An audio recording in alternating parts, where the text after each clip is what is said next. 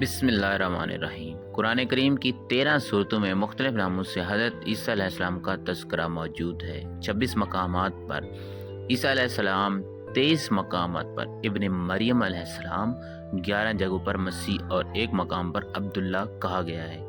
قرآن کریم کی 19ویں سورت مریم حضرت عیسیٰ علیہ السلام کی والدہ محترمہ کا نام پر ہے، جس میں حضرت مریم بنت عمران اور حضرت عیسیٰ علیہ السلام کا قصہ تفصیل کے ساتھ موجود ہے۔ اس کے علاوہ قرآن کریم کی تیسری سورت آل عمران حضرت مریم علیہ السلام کی والدہ ماجد کے نام سے منسوب ہے، جس میں حضرت مریم علیہ السلام کی پیدائش کا واقعہ بیان کیا گیا ہے۔ قرآن کریم کی 5ویں سورت المائدہ میں اس کھانے کا ذکر ہے جس کی فرمائش حضرت عیسیٰ علیہ السلام کے حواریوں نے کی تھی۔ حضرت عیسیٰ علیہ السلام نے بارگاہ خداوندی میں دعا کی، جس پر آسمان سے مائدہ یعنی کھانے کا خوان نزول ہوا۔ سورہ مریم کی آیات 16 سے 35 کے درمیان حضرت عیسیٰ علیہ السلام کی پیدائش کا ذکر فرمایا گیا ہے۔ حضرت مریم بیت المقدس سے متصل حجرے میں قیام پذیر تھیں۔ ایک دن وہ مسجد کے مشرقی کونے میں عبادت یا کسی مقصد سے تشریف لے گئیں اور پردہ کر لیا۔ امام قرطبی رحمۃ اللہ علیہ فرماتے ہیں کہ وہ حسب عادت یکسوئی کے ساتھ عبادت الہی میں مشغول ہونے کے لیے حجرے کے مشرقی جانب کسی گوشے میں تشریف لے گئیں۔ حضرت ابن عباس رضی اللہ عنہ سے منقول ہے کہ نصاری نے جو مشرق کی جانب اپنا قبلہ بنایا اور اس کی جانب بڑی تعظیم کرتے ہوئے، اس کی یہی وجہ ہے حضرت مریم علیہ السلام اس گوشے میں تنہا تھیں کہ اچانک حضرت جبرائیل امین علیہ السلام انسانی شکل میں تشریف لائے۔ حضرت مریم علیہ السلام نے ایک اجنبی شخص کو یوں اپنے قریب دیکھا تو گھبرا گئی اور کہنے لگی، میں تجھ سے رحمان کی پناہ مانگتی ہوں، اگر تو اللہ سے ڈرتا ہے تو یہاں سے چلا جا۔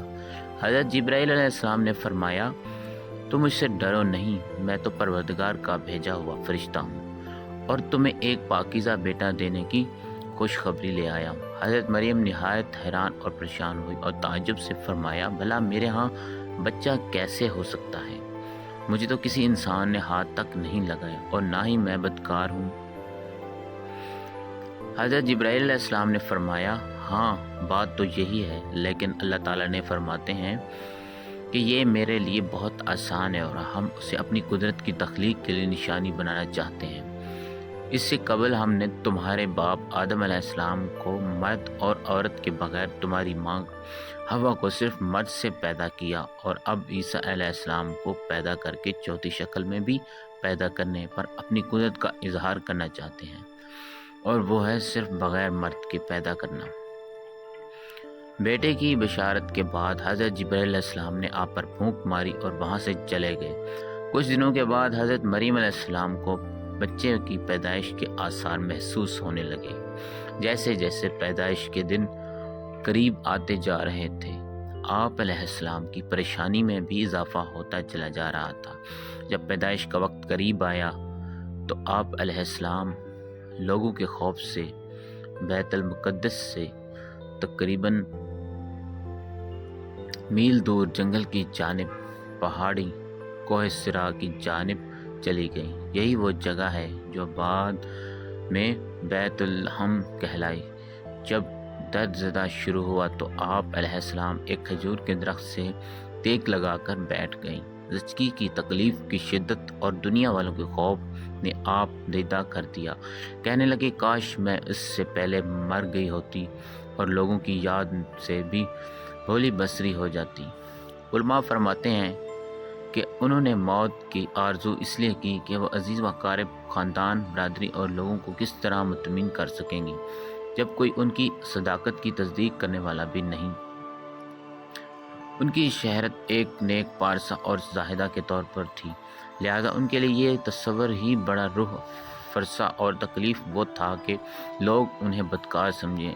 ابھی حضرت مریم علیہ السلام ان کے جانے اندیشوں اور وسوسوں میں گہری ہوئی تھی کہ حضرت جبرائیل علیہ السلام نے وادی کے نیچے سے آواز دی، اے مریم علیہ السلام، پریشان نہ ہو، تمہارے پروردگار نے تمہارے قدموں تلے ایک چشمہ جاری کر دیا، اور ذرا اس کھجور کے درخت کو ہلا کے دیکھو، یہ تمہارے سامنے تر و تازہ کھجور گرا دے گا۔ اب تم اطمینان کے ساتھ یہ تازہ کھجوریں کھاؤ، چشمے کا پانی پیو اور بچے کو دیکھ کر اپنی آنکھیں ٹھنڈی کرو، اور اگر تمہیں کوئی انسان نظر آ جائے تو اشارے سے کہہ دینا کہ میں نے روزہ رکھا ہوا ہے، میں آج سے کسی شخص سے بات نہیں کر سکتی۔ اس وقت کی شریعت میں روزے میں کھانے پینے کے ساتھ بولنا بھی منع تھا۔ حضرت جبرائیل علیہ السلام نے اس پیغام سے حضرت مریم علیہ السلام کو اطمینان اور تسلی ہو گئی کہ اب میرے رب مجھے بدنامی اور رسوائی سے بچا لے گا۔ حضرت ابن عباس رضی اللہ عنہ سے مروی ہے کہ ولادت کی 40 روز بعد جب طہارت ہو چکی تو حضرت مریم علیہ السلام اپنے گھر والوں کے پاس واپس آئیں۔ لوگ نومولود بچے کو گود میں دیکھ کر حیران رہ گئے، بدگمان ہو کر بولے، اے مریم، یہ تو نے بڑے گناہ کا کام کیا، نہ تو تیرا باپ برا آدمی تھا اور نہ تیری ماں بدکار تھی۔ حضرت مریم علیہ السلام نے جبرائیل امین علیہ السلام کی ہدایت کے مطابق بچے کی طرف اشارہ کر دیا۔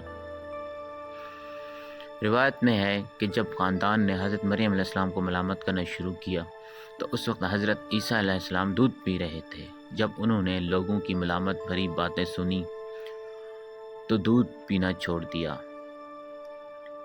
اور اپنی بائیں کروٹ پر سہارا لے کر ان کی جانب متوجہ ہوئے اور انگشت شہادت سے اشارہ کرتے فرمایا، انی عبداللہ، یعنی میں اللہ کا بندہ ہوں، اور پھر اللہ کی طرف سے نبوت اور کتاب ملنے کی خبر دی۔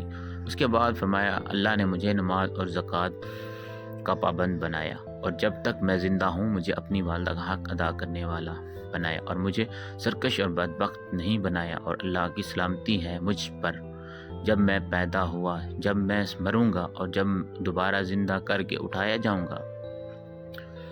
سورۃ مریم۔ لوگوں نے جب نامولود بچے کے منہ سے یہ الفاظ سنے بند تو حیرت زدہ رہ گئے۔ انہیں یقین ہو گیا کہ بی بی مریم علیہ السلام پاک دامن ہے اور یہ بچہ اللہ کا برگزیدہ بندہ۔ اس واقعے کے بعد خاندان اور بنی اسرائیل کے سمجھدار لوگ دونوں بڑی عزت کرنے لگے اور انہیں خیر و برکت کا باعث سمجھنے لگے۔